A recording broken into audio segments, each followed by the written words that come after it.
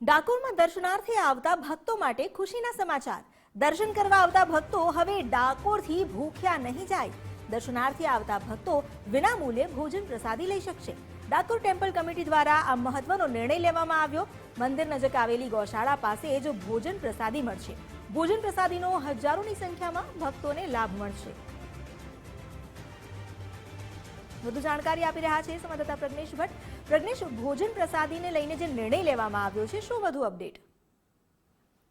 યાત્રાધામ છે, અહીંયા ખૂબ જ મોટી સંખ્યામાં ભક્તો ડાકોર ઠાકોરના દર્શન કરવા માટે આવતા હોય છે, પરંતુ મંદિર પ્રશાસન દ્વારા આજ દિન સુધી વિનામૂલ્યે ભોજનની કોઈ વ્યવસ્થા નથી, પરંતુ મંદિર પ્રશાસન દ્વારા મહત્વનો નિર્ણય લેવામાં આવ્યો છે કે ડાકોર દર્શનાર્થે આવતા તમામ ભક્તોને મંદિર પ્રશાસન દ્વારા ભોજન પ્રસાદની વિનામૂલ્યે વ્યવસ્થા કરવામાં આવી છે, જેને લઈને ડાકોર દર્શને આવતા મધ્યમ વર્ગ તથા તમામ પ્રકારના વર્ગને ભગવાન રાજા રણછોડરાયના ભોજન પ્રસાદનો લાભ મળે અને તેઓને ભૂખ્યા ના રહેવું પડે, તેની સંપૂર્ણ વ્યવસ્થા મંદિર પ્રશાસન દ્વારા આવતીકાલથી શરૂ કરી દેવામાં આવી છે।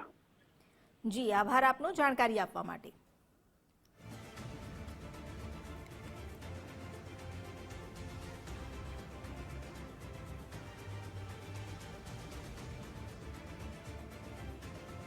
ડાકોરમાં ટેમ્પલ કમિટીએ આ નિર્ણય લીધો છે અને વહેલી તકે તેના અમલીકરણને લઈને પણ તૈયારીઓ શરૂ કરી દેવામાં આવી છે। મંદિર નજીક આવેલી ગૌશાળા પાસે જ એક વ્યવસ્થા ઊભી કરાશે, જ્યાં ભોજન પ્રસાદી મળી રહેશે।